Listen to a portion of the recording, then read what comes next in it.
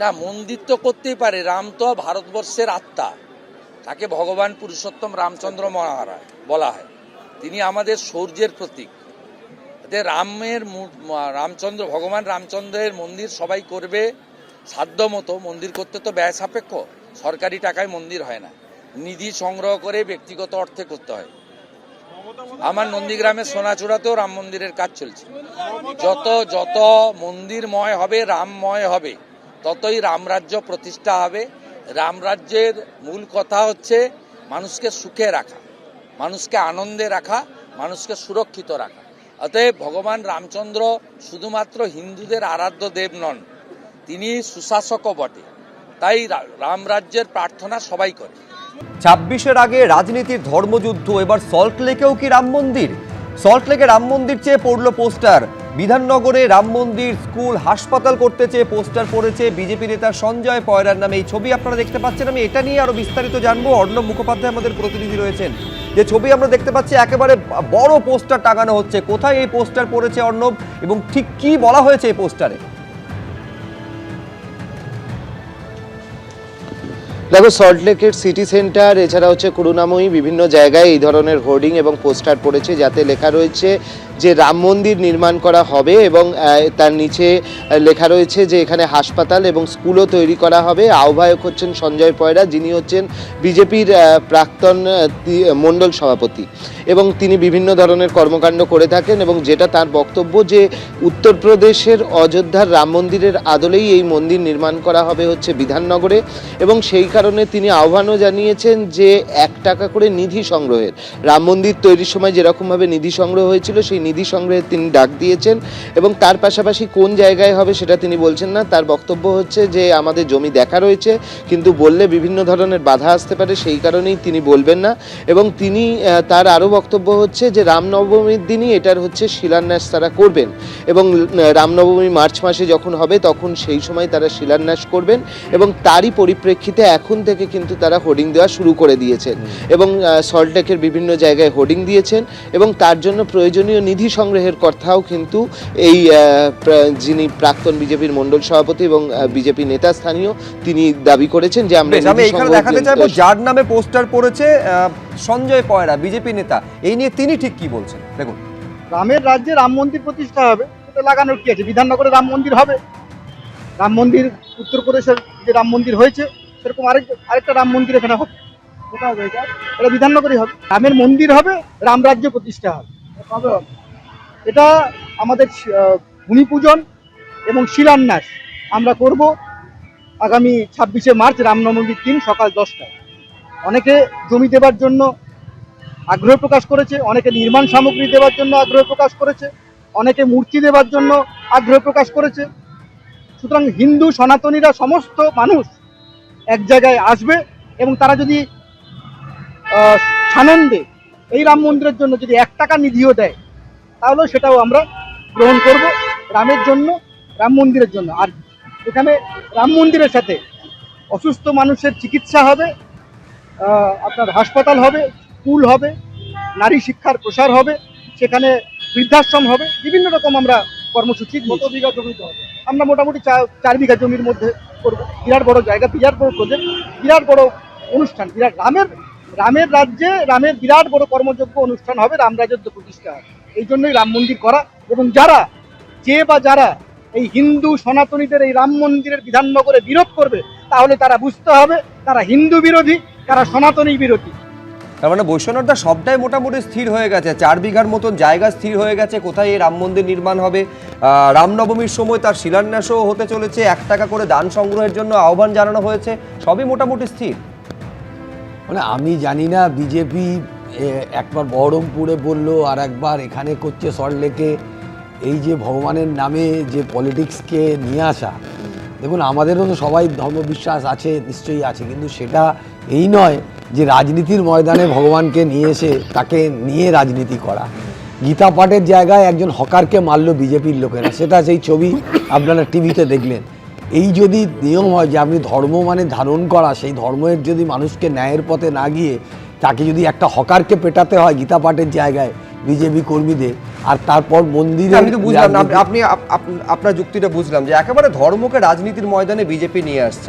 আমি বলছি জগন্নাথ মন্দির তাহলে কি, দুর্গা অঙ্গন তাহলে কি, তাহলে মহাকাল মন্দির কি, এইগুলো কি তাহলে? এই পাল্টা প্রশ্ন তো উল্টো দিক থেকেও আসবে। দেখুন, আমরা ওইটাকে দেখিয়ে তো বলছি না যে এটা হওয়ার জন্য আপনারা আমাদের ভোট দিন। এটা কখনো কোনো জায়গায় বলা হয়নি। এখানে রাম মন্দির তৈরি করবো বলে বিজেপির পতাকা লাগানো হচ্ছে।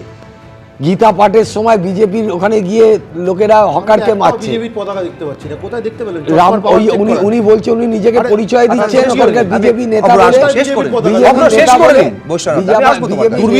নিজেকে। আপনারাও এখানে অ্যাড্রেস করলেন সঞ্জয় পয়রাকে, আপনারা বিজেপি নেতা হিসাবে অ্যাড্রেস করলেন। তাহলে বিজেপি পার্টি যদি এটা তাদের কাজ না, এবার তো ওনারা অ্যাড্রেস করে পতাকাটা কোথায় দেখলেন? বিজেপির হোর্ডিং লাগাচ্ছে, যে যারা লাগাচ্ছে, যিনি লাগাচ্ছেন তিনি তো বিজেপির নাম করে বলছেন। পতাকাটা কোথায় বললেন আপনি? কোথায় দেখতে পেলেন? আপনি ওখানে গিয়ে দেখুন চারিদিকে যেখানে হচ্ছে এটা রাজনীতি হচ্ছে। বহরমপুরের আপনি ছবিটা নিয়ে আসুন, আপনি বহরমপুরের ছবিটা আনুন, দেখুন বিজেপির পতাকা। আমি বলছি একেবারে সম্পূর্ণ একমত, সেটা হচ্ছে বিজেপি নেতা তিনি এই কাজটি একেবারে এটা করছেন। ঠিক একইভাবে আমি বলছি যখন বাবরি মসজিদের ঘোষণা করেছিলেন হুমায়ুন কবির, তিনি তো তখন তৃণমূলের বিধায়ক ছিলেন, এখন অবশ্য তাকে সাসপেন্ড করা হয়েছে। নিঃসন্দেহে অভ্র তার উত্তর দেবে, কিন্তু তার আগে বিরোধী দলনেতা তিনি কি বলছেন দেখাবো একবার। না, মন্দির তো করতেই পারে, রাম তো ভারতবর্ষের আত্মা, তাকে ভগবান পুরুষোত্তম রামচন্দ্র মহারাজ বলা হয়, তিনি আমাদের শৌর্যের প্রতীক। ভগবান রামচন্দ্রের মন্দির সবাই করবে সাধ্য মতো। মন্দির করতে তো ব্যয় সাপেক্ষ, সরকারি টাকায় মন্দির হয় না, নিধি সংগ্রহ করে ব্যক্তিগত অর্থে করতে হয়। আমার নন্দীগ্রামের সোনাচূড়াতেও রাম মন্দিরের কাজ চলছে। যত মন্দিরময় হবে, রামময় হবে, ততই রামরাজ্য প্রতিষ্ঠা হবে। রামরাজ্যের মূল কথা হচ্ছে মানুষকে সুখে রাখা, মানুষকে আনন্দে রাখা, মানুষকে সুরক্ষিত রাখা। অতএব ভগবান রামচন্দ্র শুধুমাত্র হিন্দুদের আরাধ্য দেব নন, তিনি সুশাসকও বটে। তাই রামরাজ্যের প্রার্থনা সবাই করে। অভ্র সেন, আমি বলছি রাম মন্দির তৈরি হলে রামরাজ্য কিভাবে প্রতিষ্ঠা হবে, মানে সরাসরি কি সম্পর্ক রয়েছে? রামরাজ্য নামও কোনো আপত্তি নেই, ধর্ম প্রত্যেকের বিশ্বাসের জায়গা, কিন্তু রামরাজ্য মানে তো একটা সুশাসন। জায়গায় জায়গায় রাম মন্দির তৈরি হবে, দরকার হলে কালীঘাটেও রাম মন্দির তৈরি হবে, তাতে কারোর কোনো প্রবলেম থাকা উচিত না। এর সঙ্গে রাজনীতির কোনো সম্পর্ক নেই। ধর্মপ্রাণ হিন্দু সে চাইতেই পারে। তৃণমূলের বক্তব্য তোমরা রাজনীতির উদ্দেশ্যে এই কাজটা করছো। যেটা নিয়ে সমস্যা সেটা বলি, আদিনাথ মন্দির, কাটরা মন্দির, সেগুলোকে মসজিদ বলে চালানোতে সমস্যা রয়েছে। আদিনাথ মন্দির ওটা, কাটরা মন্দির ওটা, এইগুলো মানতে হবে।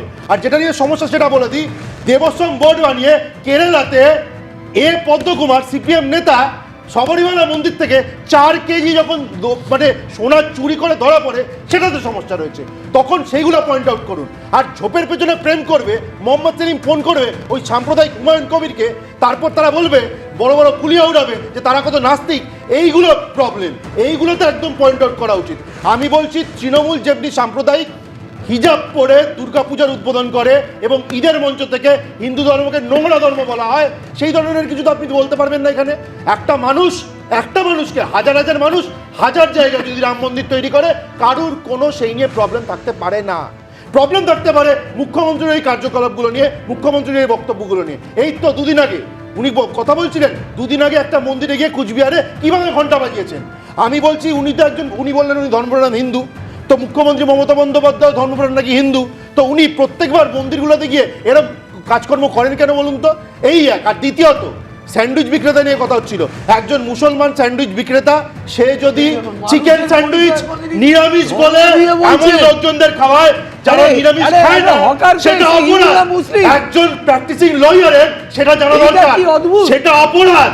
গীতা পাঠের জায়গায় কেন একজন হকারকে মেরে বিরক্ত লাগাচ্ছে? আমি বলছি হকারের কোনো পরিচয় থাকতে পারেন না, তিনি জাস্ট গেছেন ব্যবসার জন্য, পেটের জন্য। এটাকে নিয়ে পুরোপুরি রাজনীতি করার কোনো উদ্দেশ্য মানে কারণ থাকতে পারে বলে আমরা মনে করি না। নিঃসন্দেহে সৈকত তার উত্তর দেবে, যেহেতু একেবারে সিপিএম নিয়ে প্রশ্ন উঠেছিল। কিন্তু তার আগে তৃণমূলের বক্তব্য আপনাদের সামনে রাখবো। কুণাল ঘোষ কি বলছেন দেখুন। এখন এই যে লড়াইটা একাংশের করা হচ্ছে, দুটি ধর্মকে টক্কর দেয়ানো, এটার সুতোর টানটা কিন্তু দিল্লি থেকে আসছে। কিছু মুখোশ সামনে দাঁড়িয়ে আছে, তার কারণ হচ্ছে বাংলার যে উন্নয়নের উপর দাঁড়িয়ে রাজনীতি হলেই মমতা বন্দ্যোপাধ্যায় বিপুলভাবে জিতবেন। দুটো কারণে, একটা হচ্ছে মমতা বন্দ্যোপাধ্যায় উন্নয়ন করেছেন, আর দুই, মানুষ জানে বিজেপি সেই উন্নয়নে টাকা দেয়নি, বাধা দিয়েছে, বাংলাকে বাঙালিকে অপমান করেছে। ফলে এর থেকে নজর ঘোরাতে, অন্ন বস্ত্র বাসস্থান শিক্ষা স্বাস্থ্য থেকে নজর ঘোরাতে এই ধর্মের ব্যাপারটা পুতুল নাচের মতো সুতো দিয়ে দিল্লি থেকে এটা একটা চক্রান্তের অঙ্গ। কেউ মন্দির করতে পারেন, কেউ মসজিদ করতে পারেন, কেউ গির্জা করতে পারেন, কেউ গুরুদ্বারা করতে পারেন, যার যা উপাসনা করতে পারেন, কিন্তু সেটাকে পলিটিক্যাল মার্কেটিংয়ে ভোটের আগে ব্যবহার করা মানুষ ধরে ফেলছেন। এবিপি আনন্দ, এগিয়ে থাকে, এগিয়ে রাখে।